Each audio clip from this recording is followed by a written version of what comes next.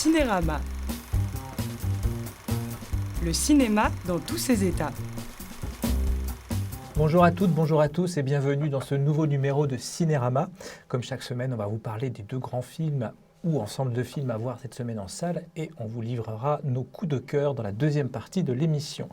Avec moi pour parler de tout ça, Jacques Maurice. Bonjour Jacques. Et bonjour Samuel. On va commencer avec le premier film de la semaine. C'était un des 4 films en compétition à Cannes cette année. Un couteau dans le cœur de Yann Gonzalez avec Vanessa Paradis, Nicolas Maury et Kate Moran. On regarde tout de suite un extrait de la bande-annonce. J'ai besoin de toi. Dis-moi que tu m'aimes. Arrête de jouer, c'est fini pour de bon. Je voudrais sentir ta peau une dernière fois, pour plus avoir peur quand je suis seule, dans la nuit. Je pensais pas que c'était possible d'aimer autant, aussi longtemps. Tu dois m'aimer. Tiens à moi, Loïs. À moi, à moi, à moi. C'est un de ses amis qui a découvert le corps. Carl venait de tourner dans un de mes films. Quel genre de film exactement? Oh, arrêtez votre charme. Faites pas le coup des types qui sont pas renseignés. Dans 2 minutes, je veux tous à poil et regarde à vous, plus raide que Giscard. On se soulage avec la main, on est à l'aise entre copains. Coupé. Sur le plateau, il était du genre insatiable, les yeux illuminés, à la merci de ses partenaires comme possédés. Vous savez, quand on s'oublie avec l'autre, qu'on sait plus où on est, ça vous est jamais arrivé. Une forme d'amour en quelque sorte, puissant, vorace, sans limite. C'était le dernier plan du tueur homo. Bravo. Alors Jacques, ce polar dans le milieu du porno, qu'est-ce que tu en penses? Eh bien, j'en pense du bien. Je trouve que c'est un film très original, qui veut à tout prix fuir une tendance un peu dominante du cinéma français qui est le naturalisme.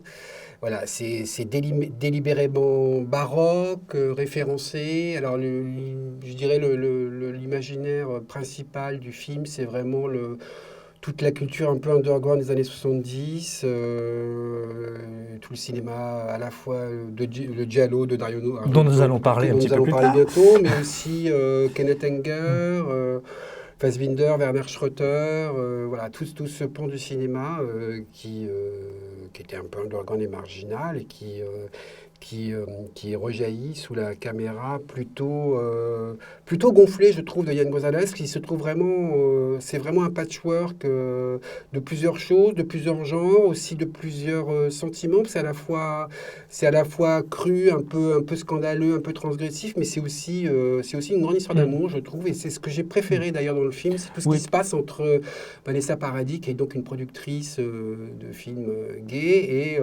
puis une monteuse. Voilà, et c'est une histoire qui est en train de se terminer, et c'est une histoire assez déchirante, je trouve. Oui, parce que pour dire, j'ai présenté comme un polar.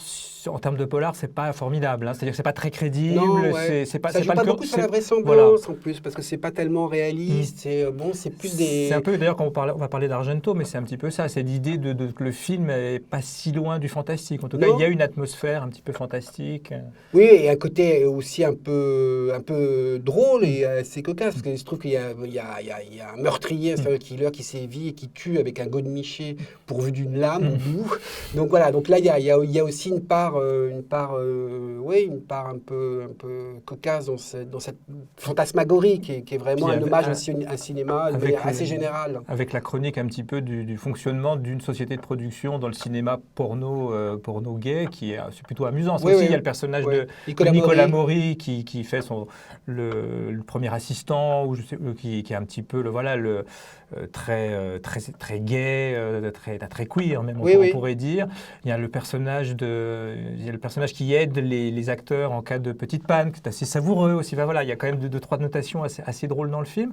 Mais moi, je trouve le film plutôt réussi, avec des belles choses. Moi, j'aurais aimé qu'il aille peut-être un petit peu plus loin dans le côté humoristique d'ailleurs, parce que c'est un petit peu la limite du film. Il ose beaucoup de choses dans la manière, dans la c'est pas si drôle des fois. Ça pourrait être un peu plus drôle. Ça pourrait être plus drôle.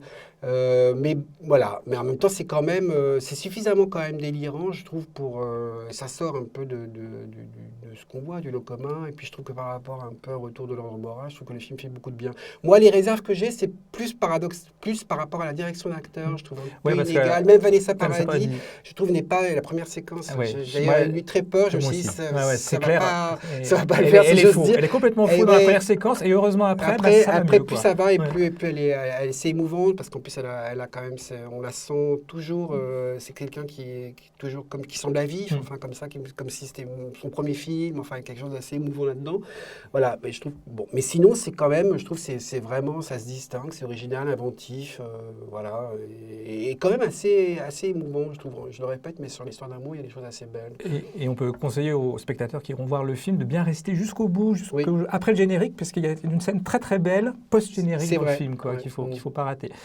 Donc on vous parlait de Un couteau dans le cœur de Yann Gonzalez. Alors avant ou après avoir vu le film en salle, on vous recommande de voir ou revoir l'interview de Vanessa Paradis que nous avions réalisée au Festival de Cannes et que vous pouvez retrouver sur le site telerama.fr. Pour une fois, on ne va pas parler d'un deuxième film qui sort en salle, on va parler d'une rétrospective d'un cinéaste qui nous tient à cœur. Oui. On en a déjà un petit peu parlé quand on évoquait Un couteau dans le cœur, c'est Dario Argento. Alors, donc il y a 6 films de ce grand cinéaste italien qui ressortent en salle en copie neuve. Parmi ces 6 meilleurs, ça va de L'Oiseau au plumage de cristal, son premier long métrage qui date de 1970, jusqu'à Opéra, film inédit en salle en France et pourtant assez formidable, qui date lui de 1987. Comment tu définirais l'univers de Dario Argento ? Univers, je dirais, baroque aussi, je répète le terme que j'ai utilisé tout à l'heure, très graphique.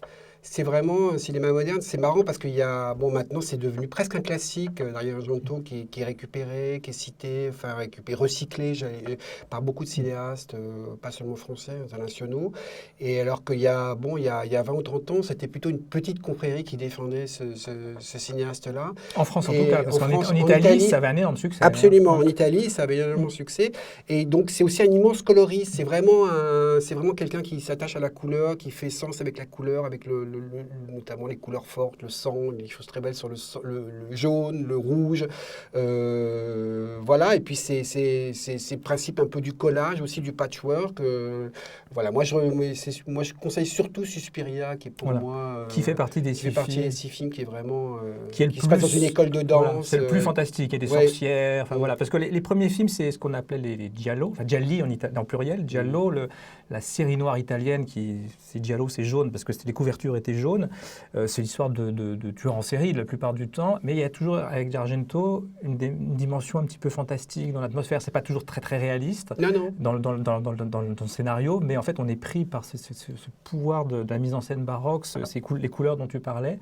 Et effectivement, Suspiria est un des films les plus fous qu'il ait fait.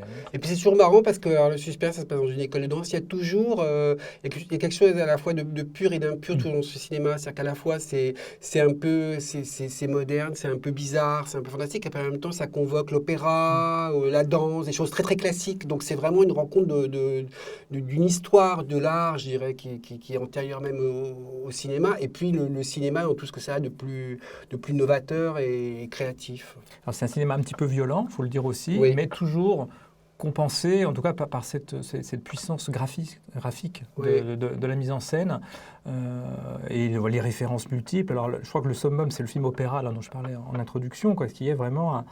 Voilà, ça rappelle un peu l'intrigue du Fantôme de l'Opéra de Gaston Leroux, mais poussé à un degré de sophistication et de perversité quand même. Oui, de perversité et sophistication, ouais. C'est tout à fait ça. Donc, alors, on vous recommande d'aller voir ces 6 films de Dario Argento. Donc, outre Suspiria, Opéra et L'Oiseau au plumage de cristal, vous pourrez revoir Le Chat à 9 queues, Phénoména et Les frissons de l'angoisse, qui est pas mal aussi celui-là, ou Profondo Rosso, un titre italien. Et pareil, je vous invite aussi à lire sur telerama.fr un très beau dialogue entre Dario Argento et un de ses disciples, le français Pascal Laugier, le réalisateur de Martyr, grand fan de Dario Argento et qui a mené une interview avec le cinéaste italien et ça en vaut la peine. Voilà, donc 6 films de Dario Argento à revoir en salle. Alors Alors, c'est le moment de nos coups de cœur de la semaine. Jacques, ton premier coup de cœur à toi, c'est un documentaire un peu particulier qui s'appelle Midnight Ramblers. Absolument, qui est peut-être un hommage à une chanson connue des Stones qui s'appelait Midnight Rambler, sans S, là il y a un S. Donc c'est un documentaire que je trouve vraiment très étonnant, documentaire par un jeune réalisateur français qui a été tourné à Montréal. Alors c'est sur des junkies, des SDF junkies dans Montréal. Il s'est attaché à quatre SDF qu'il a suivis pendant pas mal de temps. Alors, dit comme ça, c'est un peu décourageant d'aller voir un documentaire sur des junkies. En même temps, c'est un film très, très beau. C'est-à-dire qu'il, justement, même s'il montre des choses assez crues, y compris sur des chutes, etc., en même temps, il rend ses personnages, c'est jamais sordide, il rend ses personnages assez beaux, assez magnifiques dans leur façon de survivre et de résister, finalement, alors qu'ils sont embarqués dans un cercle vicieux, toujours entre addiction et en même temps délivrance, voilà. Et c'est un film très étonnant qui rappelle un peu Au bord du monde, Klaus Drexel, qui avait fait un film sur les SDF à Paris. C'est un peu le même type de démarche qui élève les gens plutôt qu'il les enfonce. D'accord, donc c'est un film de Julian Ballester. Voilà. Alors c'est un moyen métrage, ça dure à peine 1 heure, ouais. Ça sort dans très peu de salles. À Paris, il y aura juste le MK de Beaubourg, mais il y aura une poignée de salles en région. Mais donc dès que vous le voyez passer, allez le voir. Oui, c'est quelqu'un qui avait déjà travaillé sur la rue, il s'intéresse beaucoup, je crois qu'il s'était intéressé à la prostitution. Voilà, et donc c'est quelqu'un qui fournit un travail vraiment, je trouve, formidable. Alors, mon coup de cœur à moi, à voir en salle aussi cette semaine, c'est un peu plus grand public, on va dire. C'est le film d'animation Parvana, une enfance en Afghanistan, qui vient de recevoir le prix du jury et le prix du public au Festival d'Annecy. Voilà, c'est vraiment un film qui m'a bouleversé. C'est l'histoire d'une petite fille en Afghanistan en 2000, c'est-à-dire à l'époque où il y a les talibans ont le pouvoir. Et une petite fille de 11 ans dont le père est emprisonné et qui doit subvenir aux besoins de sa famille. Or, sous les talibans, une petite fille, elle doit être cloîtrée chez elle. Donc, en fait, elle va se couper les cheveux, se faire passer pour un garçon, ne serait-ce que pour aller faire le marché et essayer de travailler. Alors, dit comme ça, c'est pas très gai, mais c'est vraiment un film qui est magnifique parce que déjà, le dessin, l'animation est très réussi. Et il y a une idée formidable dans le film, c'est que cette petite fille, pour échapper à ce quotidien vraiment atroce, raconte une histoire à son petit frère, une légende traditionnelle de l'Afghanistan. Alors, c'est avec une animation qui change un petit peu de forme, de coloris à ce moment-là. Et la coexistence du réalisme et du merveilleux produit vraiment quelque chose d'extraordinaire dans ce film. Donc, je vous recommande très vivement d'aller voir Parvana, une enfance en Afghanistan, de l'Irlandaise Nora Twomey. Et le film est visible par les enfants, bien sûr, à partir de 9 ans. À toi, Jacques, je te passe le relais pour un DVD d'un de tes films préférés, je crois. Oui, oui, alors, c'est un film culte. Alors, c'est pour moi, je ne suis pas le seul, c'est Profession reporter de Michelangelo Antonioni, j'ai toujours du mal à qualifier les films de chef-d'œuvre, mais là, ça me paraît vraiment... c'est un film qui est vraiment majeur, qui date de 1975, et qui est avec Jack Nicholson et Maria Schneider, la disparue Maria Schneider. Et donc, c'est l'histoire d'un changement d'identité, d'un journaliste qui change d'identité, qui travaille en Afrique et qui se fait passer pour un autre. Et c'est un peu sa nouvelle vie qu'on suit et son périple à travers l'Europe et sur cette fiction un peu qui s'invente pour lui. C'est-à-dire que c'est un peu un fantasme qu'on a tous partagé, d'être dans la peau d'un autre ou de vivre une autre vie. Et ça, c'est une vie qui se réalise et qui est un peu... une vie avec laquelle il n'est pas si à l'aise que ça, voilà, donc il est un peu pâteau et en même temps il va vivre des choses assez inédites et je trouve que c'est un film qui est à la fois beau, même dans son rapport au voyage, alors voyage vers la vie ou vers la mort, c'est bon, je ne veux pas délivrer, mais bon, c'est un peu les deux, c'est à la fois une délivrance, en même temps un enfermement. Et c'est un film assez matriciel, je pense, pour le cinéma contemporain. C'est-à-dire, il y a beaucoup de... Pareil, de cinéastes, je pense, qui se sont inspirés d'Antonioni, et particulièrement de celui-là, où en plus il arrive à... Je trouve, je ne sais pas si c'est le fait que ça soit Nicholson, parce qu'en général, il travaille en Italie, enfin, même s'il a beaucoup voyagé, Antonioni, mais là, le fait qu'il se confronte, ça se passe en Europe, ils traversent l'Espagne, et ils vont jusque dans le désert. Enfin, il y a des choses que je trouve très belles tout du long, en termes à la fois d'enjeux métaphysiques, d'images, de traversées. Voilà, c'est vraiment vraiment un film qui a en plus n'a pas pris une ride et qui vieillit admirablement bien. Et alors le film en plus est réédité dans une somptueuse édition DVD Blu-ray chez Carlotta Film avec un livret, de superbes photos et des textes de très haut niveau, dont un de Dominique Pailly, grand fan du film, qui fait une analyse assez bluffante de profession reporter. Donc c'est chez Carlotta Film. Et alors moi je vais terminer avec un film inédit à la télé. Alors Le secret de Green Knowe, c'est pareil, c'est comme Parvana, c'est visible par des enfants à partir de 9 ans. Alors c'est un film de Julian Fellows. Julian Fellows, c'est le scénariste de Gosford Park d'Altman et surtout le créateur de Downton Abbey, la série Downton Abbey. Et on retrouve un peu dans ce film, c'est un film fantastique avec des fantômes dans un château. Et on retrouve un petit peu l'atmosphère un peu rétro qu'il y a dans Downton Abbey. On retrouve aussi la grande Maggie Smith dans le rôle d'une mamie un peu acariâtre, mais pas tant que ça. Voilà, c'est un film avec enfants et des fantômes. Une très jolie surprise, c'est à voir dimanche 1er juillet à 21h sur TF1 Série Film. C'est sur le canal 20 de la TNT et c'est gratuit. Voilà. Et bien, c'est tout pour cette semaine. Merci Jacques de m'avoir accompagné. On se retrouvera la semaine prochaine avec 2 films français qui nous ont beaucoup plu. Au poste de Quentin Dupieux, comédie assez délirante et très réussie avec Benoît Poelvoorde. Et le deuxième, c'est un documentaire d'un cinéaste qu'on aime beaucoup qui s'appelle Guillaume Braque, qui s'appelle L'île au trésor, tourné dans la base de loisirs de Cergy, qui est on va dire un hymne à la jeunesse et à l'été. Voilà. Donc on vous retrouve la semaine prochaine. Merci de nous avoir suivis. Et d'ici là, profitez bien de tous les beaux films qu'il y a à voir cette semaine. Au revoir. Cinérama. Le cinéma dans tous ses états.